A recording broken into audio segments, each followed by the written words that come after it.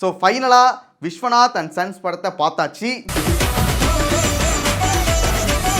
இந்த படத்தில் சூர்யா, மமிதா பைஜு, ராதிகா அப்புறம் மற்றும் நிறைய நடிகர்கள் நடிச்சிருக்காங்க. போஷா, back to the future, DeLorean. இப்போ எதுக்கு சந்திரமுகி ஜோதிகா மாதிரி பிஹேவ் பண்ற? லக்கி பாஸ்கர் படத்தை டைரக்ட் பண்ண வெங்கட் அட்லூரி தான் இந்த படத்தை டைரக்ட் பண்ணியிருக்காரு. இந்த படத்தோட போஸ்டர்ஸ், டீசர், ட்ரைலர்லாம் பார்க்கும்போது ஏதோ வாரிசு படத்தோட வாடை அடித்த மாதிரியே இருந்துச்சு. இருந்தாலும் மனசை தேத்திக்கிட்டேன், அந்த அளவுக்கு மோசமாக இருக்காதரா. ஏன்னா லக்கி பாஸ்கர் படத்தை டைரக்ட் பண்ணாரு, அந்த அளவுக்கு மோசமாக இறங்க மாட்டாருன்னு நினச்சேன். அவர் மேலே ஒரு நம்பிக்கை வச்சு தான் இந்த படத்துக்கு போனேன். சேர்ந்து நடக்க போகிறோம், இருட்டில் நடக்க விட்டுறாதீங்க சார். ஆனால் உண்மையிலே என்ன ஆச்சு, படம் நல்லா இருந்துச்சா அப்படிங்கிறத இந்த வீடியோவில் பார்க்கலாம்.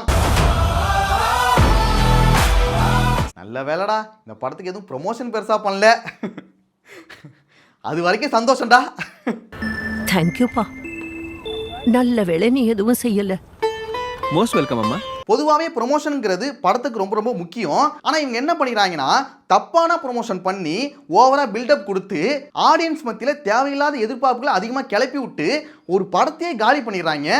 But at the same time தப்பாக மார்க்கெட்டிங் பண்ணிங்கன்னா இந்த படம் ஒரு ஷோர் ஷாட் ஃப்ளாப் ஆகும்னு நான் எழுதி சைன் பண்ணி தரேன். முக்கியமாக சூர்யா படத்துக்கு இது அதிகமாக நடக்குது. அதனால் இந்த படத்துக்கு பெருசாக ப்ரொமோஷன் பண்ணாததும் நல்லதுதான் தோணுது. இந்த படம் உண்மையாகவே நல்லா இருந்துச்சுன்னா நிறைய பேர் பேசி பேசி எல்லாருக்கிட்டையும் சொல்லி அது மூலமாக தேட்டருக்கு நிறைய பேர் போவாங்க. அதுவே ஒரு ப்ரொமோஷன் தான். அப்படிப்பட்ட ப்ரொமோஷன் இந்த படத்துக்கு கிடைக்குமா இல்லையாங்கிறத பார்க்கலாம். நம்மளோட பணம் ஸ்டேட்டஸ் எல்லாமே நமக்கு கௌரவமாக இருக்கணும், கர்வமாக இருக்கக்கூடாது. இந்த படத்தோட ஸ்டோரி என்னன்னா, ஹீரோவா வர சூர்யா 40 வயசுக்கு மேல ஆகியும் கல்யாணம் பண்ணாம இருக்காரு. வழக்கம் போல வீட்டில் உள்ளவங்க இவரை கல்யாணம் பண்ணிக்க டார்ச்சர் பண்ணிக்கிட்டே இருக்காங்க. இவர் கல்யாணம் பண்ணாரா இல்லையா, மமிதா பைஜி இவரோட லைஃபுக்குள்ள எப்படி வந்தாங்க அப்படிங்கறதா இந்த படத்தோட கதையே. சான் பிரான்சிஸ்கோல எனக்கு ஒரு ஃப்ரெண்ட் இருக்கா, ஒரு தடவை மீட் பண்ணி. இந்த ஸ்டோரியில் ஒரு முக்கியமான கீ பாயிண்ட் இருக்குது, அதை நான் சொல்லாமல் மேலோட்டமாக சொல்கிறேன். ஏன்னா உங்களுக்கு அந்த மூவி எக்ஸ்பீரியன்ஸ் வந்து கெட்டு போகக்கூடாது. அதனால் மேலோட்டமாக சொல்லியிருக்கேன், நீங்கள் தேட்டரில் போய் பார்த்துங்க. பார்க்க அப்படியே ஒன்ன மாதிரி இருக்கா, சீட் ரொம்ப ஸ்ட்ராங். ஃபர்ஸ்ட் இந்த படத்தில் நடிச்சிருக்க நடிகர்களோட பர்ஃபார்மன்ஸ் பற்றி பார்த்துடலாம். First the one Suriya. Suriya பற்றி சொல்லணும்னா உங்களுக்கு தெரியாததா, அவரோட நடிப்பை வந்து பல படங்கள் நம்ம பார்த்துருக்கோம். அதே போல் இந்த கேரக்டருக்கு என்ன தேவையோ அதை கரெக்டாகவே நீட்டாக அழகாக பண்ணியிருக்காரு. நாம தான் பெரிய ஆள் ஆடுற ஒவ்வொரு தடவையும் ஆண்டவன் இப்படி தான் நம்மளை விட பெரிய ஆள் இருக்காங்கிறத காட்டுவான். ஆனால் நிறைய சீன்ஸில் அவரோட பர்ஃபார்மன்ஸை சின்ன சின்ன மொமெண்ட்டாக இருந்தாலுமே நீங்கள் ரசிப்பீங்க.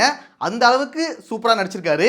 நீ ஒரு சொடுக்கு போட்டு நம்ம வயசு பசங்க நீ நான் வந்து விழ போகிறாங்க. ஆனால் எனக்கு எங்கே ரொம்ப பிடிச்சதுன்னா, செகண்ட் ஹாஃபில் வந்துட்டு ஒரு ஸ்ட்ராங்கான ஒரு எமோஷனல் சீன் ஒன்று வரும். அதில் நடிச்சிருக்காரு பாருங்க, அப்படியே தியேட்டரே சைலண்ட் ஆகிடுச்சு. அப்படியே மியூசிக்கும் கிடையாது, ஒன்றும் கிடையாது, அப்படியே தியேட்டரே சைலண்ட் ஆகி பார்த்துட்டு இருக்கு. நல்லா இருந்துச்சுடா. அந்த அந்த போர்ஷன் வந்து எனக்கு ரொம்ப பிடிச்சது. 20 வயசு சின்னவா, எனக்கு ப்ராப்ளம் இல்லை, எனக்கு ப்ராப்ளம். அது நல்லா இருந்துச்சுல உண்மையாவே. பொய் சொல்கிறேன்னா கரெக்டாக இருக்குல்ல. சரி, ஓகே. அடுத்து மமிதா பைஜு, அதுதானே எதிர்பார்த்துட்டு இருக்கீங்க. இப்போ எதுக்கு சந்திரமுகி ஜோதிகா மாதிரி பிஹேவ் பண்ற? ஆனால் அதுக்கு முன்னாடி ராதிகா பற்றி சொல்லணும். ராதிகா தான் இந்த படத்தில் எனக்கு ரொம்ப பிடிச்ச ஒரு கேரக்டர்னா அவங்க தான். என்னடா எங்க இருந்துடா இவளை பிடிச்சிட்டு வந்த? ராதிகாவை பொறுத்த வரைக்குமே அவங்களுமே நல்லாவே நடிப்பாங்க. ஆனால் இந்த படத்தில் அவனோட கேரக்டர் வந்துட்டு உண்மையாகவே சூப்பராக இருக்கும். கண்டிப்பாக அவங்களுக்கு பிடிக்கும். சே, எப்படிப்பட்ட கேரக்டரு, நல்லா இருந்துச்சுடா, சூப்பராக இருந்துச்சு. அடுத்து மமிதா பைஜு. பேசாம நான் மமிதா பைஜு ஃபேன் ஆகலான்னு நினைக்கிறேன். உண்மையாக நல்லா நடிச்சிருக்காங்க, நல்லா இருக்கு. எனக்கு வந்து நிறைய படங்களை பார்க்குறேன், அவங்களோட நடிப்பு வந்து நல்லா இருக்கு. அவங்களோட நடிப்பு, அந்த துடிப்பு, அது அப்படியே எனர்ஜியாக இருக்கு. அவங்களோட கேரக்டருக்கு வேற யார் வந்து நடிச்சிருந்தாலுமே இந்த அளவுக்கு பர்ஃபார்மன்ஸ் இருந்திருக்காது. அந்த அளவுக்கான ஒரு நடிப்பை கொடுத்துருக்காங்க. மனிதன் உணர்ந்து கொள்ள இது மனித காதல் அல்ல. அதாவது ரொம்ப ஓவர் டோஸ் ஆயிடுச்சுன்னா ஹாசினின்னு சொல்லிடுவீங்க. நானும் லைட்டாக பயந்துட்டே இருந்தேன், ஆகா அடுத்த ஹாசினி வந்து ரெடியாக வந்துட்டாங்களா அப்படின்னு. பட் ஆனால் அந்த அளவுக்கு போகலை. ஒரு கரெக்டான மீட்டரில் அழகாக நல்லாவே நடிச்சிருக்காங்க. மமிதா பைஜுக்கும் அப்புறம் வந்து ராதிகா அவங்களுக்கும் ஒரு நல்ல ஒரு காம்போ நல்லாவே செட் ஆச்சு. நல்லாவே அந்த அந்த காம்பினேஷன் வந்து நல்லாவே ஒர்க் அவுட் ஆனிச்சு. அவங்க ரெண்டு பேருக்கு இடையில வர காமெடி சீன்ஸாக இருக்கட்டும், நிறைய கான்வர்சேஷனாக இருக்கட்டும், எல்லாமே ரசிக்கிற மாதிரி இருக்கும். இது ஒரு பக்கம் இருந்தாலும் சூர்யாவுக்கும் மமிதா பைஜுக்கும் அந்த கெமிஸ்ட்ரி எப்படி ஒர்க் அவுட் ஆகும், இவங்க ரெண்டு பேருக்கு செட் ஆகுமா? ஏன்னா ஏஜ் டிஃப்ரெண்ட்டுங்கிறது அதிகமாக இருக்கும், படத்துலையும் அப்படி தான் இருக்கும். அது எப்படா இருக்கும், நல்லா இருக்குமா அப்படிங்கிற ஒரு டவுட் இருந்துச்சு. ஆனால் படத்தில் அதை வந்து கரெக்டாகவே ஜஸ்டிஃபை பண்ணியிருக்காங்க. ப்ளீஸ் அடுத்து இந்த படத்துல இருக்க பாசிட்டிவ் எல்லாத்தையும் பார்த்துடலாம். முதல் பாசிட்டிவ் என்னன்னா, இந்த படத்தோட ஃபர்ஸ்ட் ஹாஃப் தான். இந்த படத்தோட ஸ்டோரியே ஒரு சின்ன ட்விஸ்டோட தான் ஆரம்பிக்கும். அந்த ட்விஸ்ட்டுக்கு அப்புறம் அடுத்து என்ன நடக்கும், அடுத்து என்ன நடக்குன்னு ஒரு கியூரியாசிட்டி ஃபர்ஸ்ட் ஹாஃப் ஃபுல்லாவே நமக்கு இருக்கும். அதனாலே ஃபர்ஸ்ட் ஹாஃப் ஃபுல்லாவே நமக்கு ரொம்ப போர் அடிக்காம நல்லாவே போயிடும். ஆனா செகண்ட் ஹாஃப்ல தான் பிரச்சனையே. அதை நான் வந்துட்டு நெகட்டிவ்ல சொல்றேன். எனக்கு ப்ராப்ளம் இல்ல. எனக்கு ப்ராப்ளம். அடுத்த பாசிட்டிவ் என்னன்னா, இந்த படத்துல வர காமெடி சீன்ஸ் அப்புறம் சென்டிமெண்ட் சீன்ஸ் இது ரெண்டுமே இந்த படத்துக்கு தேவையான ஒண்ணு.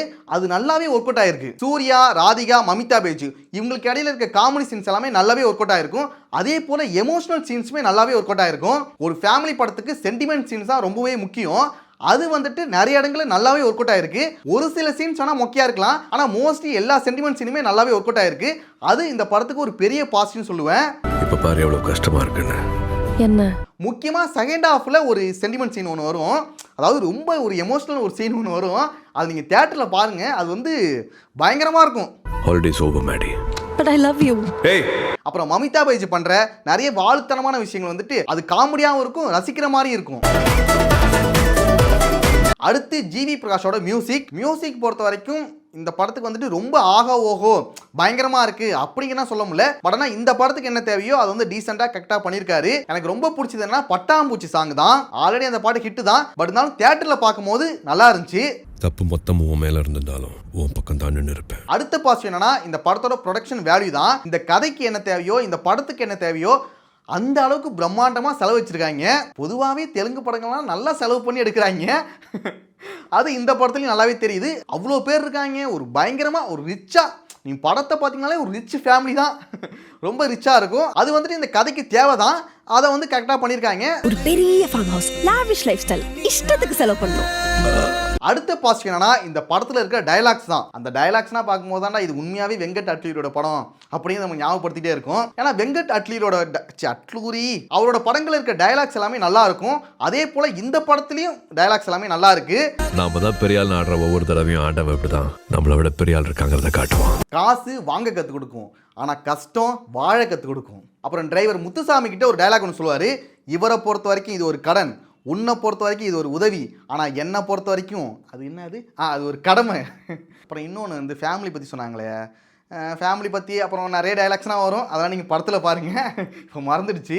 ஜெயிக்கிற வரைக்கும் நிற்கக்கூடாது, ஜெயிச்சதுக்கு அப்புறம் அதை பற்றியே பேசிட்டு இருக்கக்கூடாது. அடுத்து இந்த படத்தில் இருக்க நெகட்டிவ்ஸ் எல்லாத்தையும் பார்த்துடலாம். ஃபர்ஸ்ட் நெகட்டிவ் என்னன்னா, இந்த படத்தோட ஸ்டோரியில் வந்துட்டு ஒரு ட்விஸ்ட் இருக்குன்னு சொன்னேன்ல, அந்த ட்விஸ்டோட கியூரியாசிட்டி வந்துட்டு ஃபர்ஸ்ட் ஹாஃப் வரைக்கும் நல்லா போயிடும். ஆனால் செகண்ட் ஹாஃபில் வந்துட்டு அந்த கியூரியாசிட்டி வந்து கொஞ்சம் கொஞ்சமாக குறைஞ்சி வேற எங்கெங்கேயும் ட்ராவல் பண்ணி போகிற மாதிரி இருக்கும். முக்கியமாக சொல்லணும்னா செகண்ட் ஹாஃப் தான் ரொம்ப மந்தமாகிடும். எல்லாரும் சேர்ந்து ஊட்டிக்கு போகிற மாதிரி ஒரு சீன் ஒன்று வருங்க. அங்கே ஊட்டிக்கு போனதுலேருந்து படம் மந்தமாகவே இருக்கும். என்னடா அது, என்னென்னமோ பண்ணிட்டு இருக்கீங்க, எங்கெங்கேயோ போயிட்டு இருக்கீங்க, எதுக்குடா அதெல்லாம் பண்ணிட்டு இருக்கீங்க. ஓகே, அந்த சீன்ஸ் எல்லாமே இந்த படத்துக்கு தேவையானதாக இருந்தாலுமே அது அவ்வளோ இன்ட்ரெஸ்டிங்காகவே இருக்காது. ஒரு கட்டத்துக்கு அப்புறம் நாமளே பொறுமை இழந்துருவோம். என்னடா அது, எப்படா முடிப்பீங்க, இப்படி தான் முடிக்க போறீங்கன்னு தெரிஞ்சிடுச்சு, அதை சீக்கிரம் முடிங்கடா அப்படிங்கிற அளவுக்கு தோண வச்சுட்டாங்க. எனக்கு ப்ராப்ளம் இல்லை.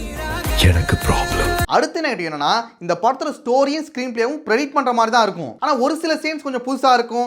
காமெடி, சென்டிமெண்ட் அப்படி இப்படி நம்மள அழகா கொண்டு போயிட்டாங்க. ஆனா ஒரு கட்டத்துக்கு அப்புறம் அதுவே தகட்டி போயிடுது. என்னடா இது, இதான் நடக்க போகுது அப்படிங்கிற அளவுக்கு ஒரு மாதிரி தகட்டின மாதிரி ஒரு ஃபீல் வந்துருச்சு. அதுதான் இந்த படத்துக்கு ஒரு பெரிய நெகட்டிவாவே இருக்கு. வேணும்னா இன்னும் 4 சொடக்கு போடுறேன், நீ விழு. ஓகே, ஓவராலாக பார்த்தீங்கன்னா வச்சுங்க, ஒரு சில குறைகள் இந்த படத்தில் இருந்தாலுமே எல்லாருமே பார்க்கக்கூடிய ஒரு டீசெண்டான ஒன் டைம் வாட்சபிள் மூவி தான். மனுஷங்க பிரியறது சண்டை போடுறதுனால இல்லைங்க. முக்கியமாக நீங்கள் எந்த மாதிரியான மைண்ட் செட்டில் போகணுங்கிறத சொல்லிடுறேன். இதுக்கு முன்னாடி சூர்யாவோட கருப்பு படம்னா பார்த்துட்டு அந்த மாதிரி மாசாக இருக்கும், பயங்கரமாக இருக்கும் அப்படின்னா எதிர்பார்த்து போகாதீங்க.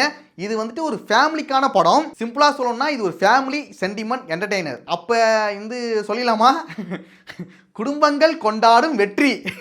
உங்க பையனை பத்தி நினைச்சாலே கூஸ் பம்ப்ஸ் வரும் தெரியுமா? ஆனால் உண்மையாகவே இது குடும்பங்கள் கொண்டாடும் வெற்றி தான். செகண்ட் ஹாஃபில் மட்டும், அதாவது செகண்ட் ஹாஃபில் மட்டும் கொஞ்சம் பல்ல கடிச்சிட்டு உட்காந்து பார்த்தீங்கன்னா இது வந்துட்டு ஒரு டீசெண்டான ஒரு அது சொல்லுவாங்களே ஏதோ ஒன்று ஃபீல் குட் மூவி அப்படின்னு வச்சுக்கலாம். ஆனால் உங்களோட மைண்ட் செட்டை பொறுத்த வரைக்கும் ரொம்ப எதிர்பார்த்து போகாதீங்க. அதை மட்டும் நான் முன்னாடியே சொல்லிக்கிறேன். அப்புறம் முக்கியமான பாசிட்டிவ் சொல்ல மறந்துட்டேன். இந்த படத்துக்கு பெருசாக ப்ரொமோஷன் பண்ணாமல் இருந்ததே ஒரு பெரிய பாசிட்டிவ் தான். ஏன்னா ப்ரொமோஷன் அதிகமாக பண்ணி அதுவே பேக் ஃபயர் ஆகிட்டுனா என்ன பண்ணுறது? அதுக்காக தான் ஒரு லிமிட்டோட முடிச்சிட்டாங்க போல.